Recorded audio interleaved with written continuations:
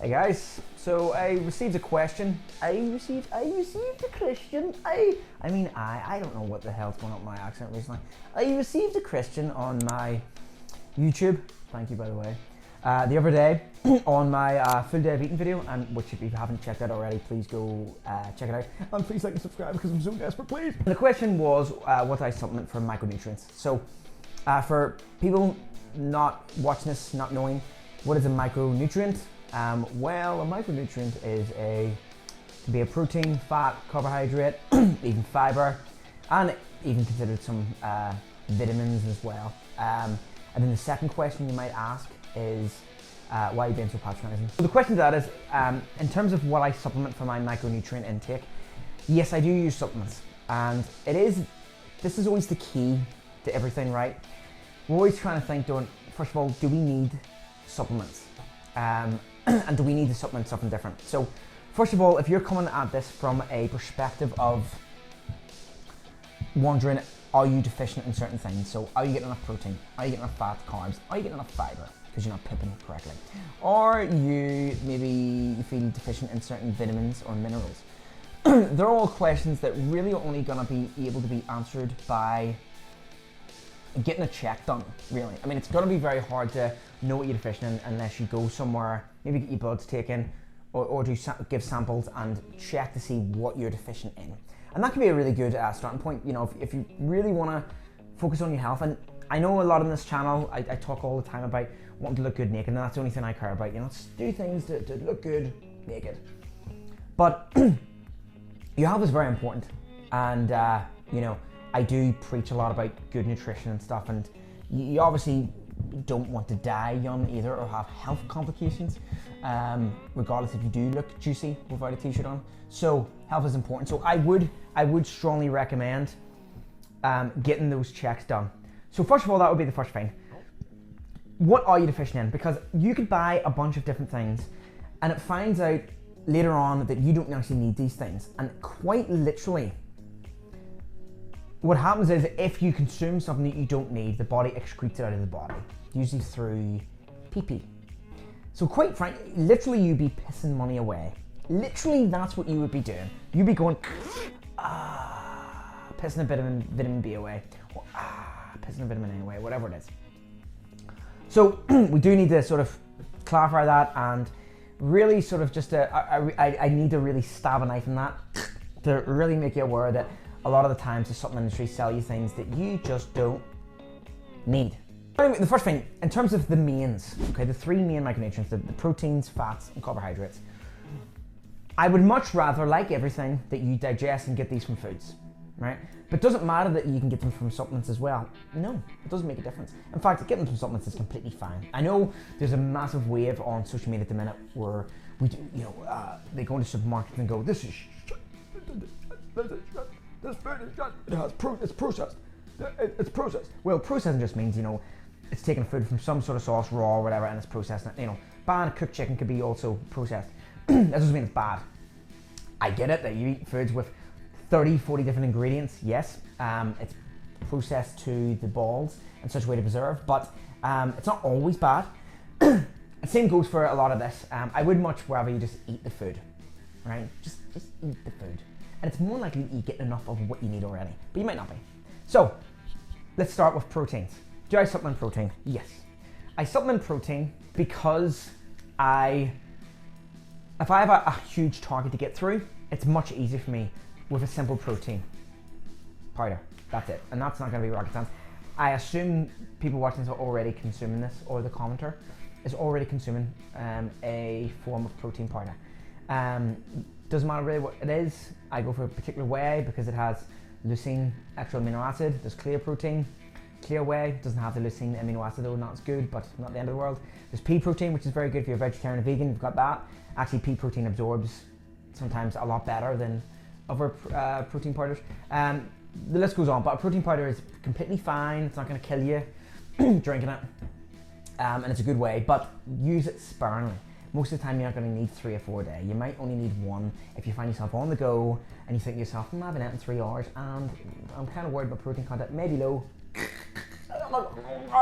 protein shake. In terms of carbohydrates, I do actually supplement these as well. Now, obviously carbohydrates are quite easy to eat nutrition wise in food. You know, I see a donut, you just eat it. But, you know, every carbohydrate, while a carb is a carb, I always do say, then they're not all created equally, you know, different GI levels and stuff. So, a carb powder is quite handy during training. Something like a cyclodextrin carbohydrate powder is a lot more efficient. It doesn't spike your blood as much and insulin. And like I said, during a workout, they're good for it. Or after a workout to replenish yourself, you know, a carbohydrate powder is quite fast acting. That's quite handy. But I imagine you wouldn't have too much issues with meeting your carb rules. And then something like cream of rice is good as well. But it's not really exactly a supplement. You know, it's just another form of food. But you can put it in shakes. It's a lot easier. And then we come on to fats, which are very important. So what I do supplement is, for the fats, omega-3 fish oils, because I don't really eat much fishy foods. That's what it is, and seafoods, I'm not a fan. So I find it much easier to get in a supplement form, and I take that. So if we're gonna actually, this is an important bit, so I'm gonna include vitamins and stuff in this as well. So in terms of vitamins, there's, I'll say 3 that I've never removed from my stack or rotation in the last 8-9 years. Now, there has been times that I come and gone that I was maybe taking 12 different tablets a day to try different things. There's many different supplements and vitamins out there, you know, buzzwords like ashwagandha and magarut and turmeric, and that's meant to make you hotter than the last time. And I personally have tried these things. I don't really think they have too much of a benefit, but you can try it. I'm just a cheap ass. The 3 ones I will never remove out of my rotation is vitamin D, specifically D3, I'll explain why, fish oils, omega-3s, and some form of actually B tablet, like everyone's usually deficient in B12 automatically.